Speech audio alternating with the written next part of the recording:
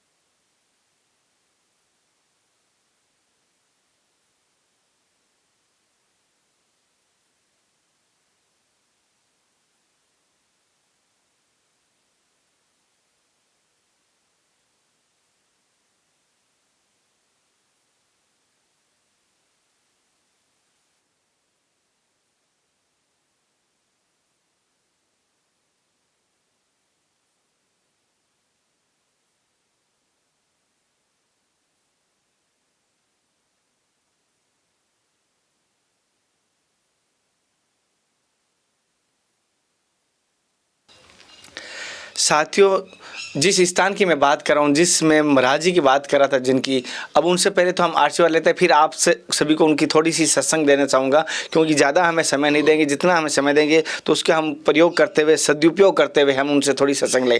तो सबसे पहले हम उन आशीर्वाद लेते हैं, फिर आज की सत्संग शुरू करते हैं। पहले तो महाराज जी मेरी तरफ से और देखने वाले समस्त भारतवासियों की तरफ से आपके चरणों में दंडवत प्रणाम। भगवान कृपा कर। गुरुजी, जैसे कि इस स्थान का क्या महत्व है, थोड़ा संक्षिप्त में हमारे सभी दर्शकों को थोड़ा बताइए। ये ब्रज की जो 84 कोष ब्रजमंडल धाम है, इसमें 12 वन हैं और 24 उपवन हैं। हमारा जो हड़िया वन है, ये 24 जो उपवन हैं, उपवनों में आता है। तो ग्वाल वाल सभी पेड़ों पे लटक गए। ये हड़िया वन है, तो यहाँ बनी इतनी पहले घनिष्ठ थी, तो इसमें पेड़ों में ग्वाल बाल डालों में लटक गए और नीचे से गोपी निकल रही हैं। तो दूध दही माखन की जो अपनी रख राखी, नीचे तो दूध की, उसके ऊपर दही की और उसके ऊपर माखन की। तो जो माखन की मटकी होती है वो मतलब छोटी रहती है सबसे ऊपर। तो कोई सी ग्वाल बाल के हाथ में ऊपर की मटकी पड़ गई माखन की, तो उसने अपने ऊपर से ले ली, आगे बढ़ गए। जैसे गोपी, अगर उसके हाथ में एक ही की मटकी पड़ी तो कोई बात नहीं, अगर एक ही गोपी आगे बढ़ गई और दूसरा ग्वाल वाली पड़ गया, उसने दूसरी मटकी उठा ली। अब उसकी मटकी तो हल्की हो जानी, उसको नज़र पड़ी, उन्होंने करे भाई हमारी मटकी, पता चला ग्वाल वालों ने ऊपर से दूध दही लूट लिया। अरे बोले भाई श्याम सुंदर, ऐसा तो तुम करते, तुम तो लूट पूट कर रहे हो। भगवान बोले देखो गोपी, ये उसी का दंड है जो तुमने हमें मांगा और आपने नहीं दिया, तो हमने डिटाई भी की है। इस तरीके से भगवान क्रीड़ा स्त्रियाँ मतलब क्रीड़ा अपने करते हुए गोपियों को भी आनंद रस प्राप्त हुआ और ग्वाल वालों ने भी माखन दूध दही को खाया। यहाँ जो है कुछ समय बाद ग्वाल वाल सभी मिलके भगवान ने यहाँ पे एक मटकी में हड़िया जिसको बोलते हैं, हाँ हड़िया मतलब उसमें अपने खीर पकाई, मतलब तो हड़िया बनाई और उसको ग्वाल वालों ने सबने मिलके यहीं पे पाए हैं, जब से उसका हड़िया वन नाम पड़ा है। ये हड़िया वन के नाम से जभी से विख्यात हुआ है। और भगवान ने अपनी बंसी से ये जो कुंड है और बंसी से अपने मतलब खोद के आप पानी पिए, ग्वाल वालों ने पानी पिया, जभी से ये बंसी कुंड है। महाराज जी, जैसे कि एक चीज़ जानना चाहता हूँ छोटी सी सत्संग के रूप में, जैसे आज के जीवन में कहते हैं कि भक्ति सबसे सरल है, तो भक्ति किस प्रकार की जा सकती है जिससे भगवान को प्राप्त किया जा सकता है या राधा रानी को प्राप्त किया जा सकता है? कौन सा मार्ग है भक्ति करने का? भक्ति देखो, एक तो मतलब स्मरण भक्ति है, जिसे जपानुष्ठान जपा भक्ति, भगवान का भजन तो करना वो तो जरूरी ही है कैसे भी, लेकिन सब में भी कोई सा भी अंग पकड़ लो, रूप रस गंध, मतलब भगवान की, चाहे रूप में आप रूपान आसक्ति पकड़ ले, भगवान के रूप का दर्शन करना, भगवान का रूप वही, क्योंकि कुछ ऐसे भक्त हुए हैं जो केवल रूप का ही दर्शन करते हैं। इसमें भी मतलब आया भक्तमाल में, आचार्यों ने पहले बताया ना, श्वेत दीप के भक्त जे ते मेरे सिरताज, क्योंकि वो रूप का ही दर्शन करते। भगवान की आरती होती तो दर्शन करने आते, और रूप का ही दर्शन करके रूप का ही उनका भोग है, केवल वही उनका आहार है। दर्शन करते करते हष्टपुष्ट हो जाते, फिर दोबारा आरती का समय होता, जब तक अपने पतले दुबले हो जाते, टंकोर लगी, फिर भक्के जाते, हष्टपुष्ट हो जाते। भक्तमाल में कथा है इस बात की। तो वो मतलब एक रूप की, दूसरे भगवान के चिंतन भजन जो मतलब अपने जाप करते हैं, इसका तीसरा सेवा भक्ति, सेवा भाव, भगवान में मन लगा के सेवा भाव में लग जाए, कोई सी एक सेवा पकड़ ले और भगवान में ध्यान करके अपना जाप जो गुरु ने मंत्र दिया उसका करते रहे, और भगवान में प्रेम करके और मतलब लव लगा के जो अपने भजन करेगा, तो वो अपने आप उसको लव माने पास होता है। किसी चीज़ में लव लग जा, कि लव का मतलब है जिसमें लग जाएगी, लव जब ही लगेगी जब तन मन सब उसमें लग जाएगा, जब ही लव कहा जाता है। जब तक तन मन नहीं लगा वो लव नहीं है, वो क्रिया है। क्रिया तो अपना कैसा भी नाटक कर लेते, राजा भी बन जाते, देखा नहीं वो नाटक करते हैं, तो वो राजा हो तो नहीं गए, लेकिन जब उसकी लव लगी तो वो राजा भी होता है। उसकी लव तो नहीं, वो तो नाटक कर रहा है। तो ये क्रिया है। तो लव जिसकी लग जाती है वो अपने आप, भगवान में जिसकी लव लग जाती है वो उसकी तन मन जो इंद्रिय हैं जो उसको कोई उसमें फिर विकार नहीं रहता, वो निर्मल चित्त हो जाता है। जब इतना उसका लौ लग जाती है तो निर्मल चित्त होने से भगवान उस पर कृपा करते और दर्शन प्राप्त उसको होते हैं और उसकी मुक्ति भी होती है। ये चीज़ है महाराज जी। जैसे कि एक छोटी सी चीज़ जानना चाहता हूँ, बहुत सारे महापुरुष हुए, बहुत सारे संत हुए, बहुत सारी, जैसे एक बात करें मीरा जी की, चाहे कृपालु जी की। जैसे मीरा जी ने श्री गोपाल गोपाल कहा था, कहीं पर भी उन्होंने राधा का जिक्र नहीं किया था। और जैसे कृपालु जी ने भी श्री कृष्ण का जिक्र किया था। बहुत सारे संतों का अगर बात करूँ याद आता है, ज़्यादातर उन्होंने श्री कृष्ण जी को ही माना है। और एक तरफ जैसे कि और श्री कृष्ण भगवान ने पूरी महाभारत में कहीं पर भी राधा का नाम नहीं लिया। तो क्या कारण है? श्री कृष्ण भगवान कहने से जल्दी प्रसन्न होते हैं या राधा के कहने से भगवान जल्दी प्रसन्न होंगे? भगवान की जो आह्लादनी शक्ति है वो श्री राधा की। राधा रस रूप है, हाँ? तो इसी बात की एक प्रमाण आपको देता हूँ। जैसे गीता प्रेस गोरखपुर से हनुमान प्रसाद पोद्दार जी वहाँ विराजमान थे, वहीं उनके पास राधा बाबा विराजमान थे। तो राधा बाबा सिद्ध संत थे और सिद्ध तो हनुमान प्रसाद पोद्दार जी भी थे। ठीक। तो वहाँ पे उनका एक प्रसंग ऐसा ही आया, क्योंकि राधा बाबा ने ये देखा कि वो महामंत्र का जाप करते थे। हनुमान प्रसाद पोद्दार जी ने कहा महामंत्र का जाप करो, तो महामंत्र का जाप करते थे। लेकिन महामंत्र के जो जाप करने से अपना लव में लीन बैठे हुए महामंत्र का जाप किया, तो उन्होंने ये देखा कि भगवान कुछ नील पुंज कुछ हमें दर्शित हुआ। वो समझे कि ये कोई नील पुंज है, लेकिन वो जाप में लगे तो उन्होंने देखा नील वर्ण आकार भगवान श्याम सुंदर हमें दर्शन आकाश मार्ग में हो रहे, पर वो धीरे धीरे बढ़ रहे हैं। राधा बाबा विचार करे कि भगवान के अत से प्रेमी, क्योंकि भगवान ये मतलब राधा बाबा ने देखा कि सबसे ज़्यादा प्रेम राधा जी में, जो हमारी आसक्ति वजह से भगवान गौ माता को अपनी इष्ट मानते हैं, है ना। तो गौ माता को जब इष्ट मानते तो अतिष्ट हो गए भगवान। भगवान की अतिष्ट गौ माता हमारी अतिष्ट हो गई, भगवान इष्ट और गौ माता अतिष्ट होगी कि नहीं होगी। हम जब गौ माता से प्रेम कर लेंगे तो भगवान अपने आप चले जाएंगे, सत्य है ना। यही कारण वहाँ है, भगवान स्वयं रटते हैं राधे राधे, और जब राधा नाम जो रटेगा तो भगवान अपने आप उनसे प्रसन्न हो जाएंगे। ऐसा उन्होंने मतलब विचार के राधा बाबा अब केवल राधे राधे रटने लगे। जब राधे राधे रटने लगे तो वो जो पुंज था नील पुंज तेज उनके मुख की तरफ आया और मुख में समाहित हो गया। राधा बाबा ये कहते वो टेढ़ी टांग वाला गले में समाहित हो गया। और जब से आज तक निकला नहीं, इसीलिए मैं राधा राधा रटता हूँ, इसीलिए उनका नाम राधे बाबा पड़ गया। नहीं तो उनका नाम था चक्रधर मिश्र जी, कुछ ऐसे करके। अच्छा। हाँ जी। तो राधा जी आह्लादनी शक्ति हैं, इसी वजह से राधा नाम लेने से भगवान जल्दी प्रसन्न हो जाते हैं। महाराज जी से सन्यासी हैं या गृहस्थ का पालन करके आए? नहीं जी, गृहस्थ का पालन नहीं। अपने राम जो है मतलब गुरुदेव भगवान के पास में आज हमको मतलब 20 साल हो चुकी हैं, और पढ़ने 8 पढ़ने के बाद में मैं चला आया हूँ। और जब से गुरुदेव भगवान के पास रहे, गौ माता की सेवा की है। और जो आज मतलब हमारे पास कुछ विद्या या कुछ भी है, जो कृपा है वो गुरुदेव भगवान की आज्ञा से गौ माता की सेवा करने से है। महाराज जैसे मैंने गाँव से सुना है कि 11 वर्षों से आप यहीं पर इसी कुटिया? जी, 11 वर्षों से जब से मतलब गुरुदेव भगवान के चरणों से आए, ब्रजधाम के दर्शन आगे हमने की करना चाहिए। तो जब से यहाँ आए तो ऐसा कृपा होगी, ठाकुर जी ने कुछ यहाँ पे अनुभव भी दिए उन कारण से भी, और बहुत बड़ा जो प्रेम दिया, प्यार दिया। यूँ कहते ठाकुर जी के जहाँ मतलब हमेशा उनके चरणों में ध्यान रहे, उनसे बाहर कोई मन विकार ना आए, तो वो ही सबसे सतयोगी उपयोगी और हमारे लिए प्रिय जगह है। और वो सब यहाँ हुआ है। महाराज किस प्रकार के जीवन में अनुभव आया, थोड़ा सा हमें भी बताइए, क्योंकि जो लड्डू खाया वही बता सकता है कितना मीठा है। हाँ। तो अनुभव कुछ ऐसे मतलब यहाँ ऐसा है कि जैसे यहाँ रहने वालों को कोई भी रहे, एक तो बाहर कहीं भी मैं ये देखता हूँ, आज हमारे 11-12 साल जो भी हो गई, तो उसमें अभी तक मन बाहर नहीं जाता यहाँ से। ये चीज़ देखा है। 24 घंटे कभी भी लोग कहते कि हम मतलब भैया सपने में वहाँ चले गए, है, या हमें मतलब सपने में वहाँ का देखा हुआ, यहाँ कोई ऐसा चक्कर नहीं है। जिस दिन से आए अपने राम में ये चीज़ देख रहा हूँ कि शाम को जैसे अबोध बालक होता है ना, दिन भर अपना कथा सत्संग खूब हुआ, भजन किए, और शाम हुई जैसे अबोध बालक की तरह अचानक पता ही नहीं चलता कब विश्राम में गए और कब उठ के बैठ गए। समझे?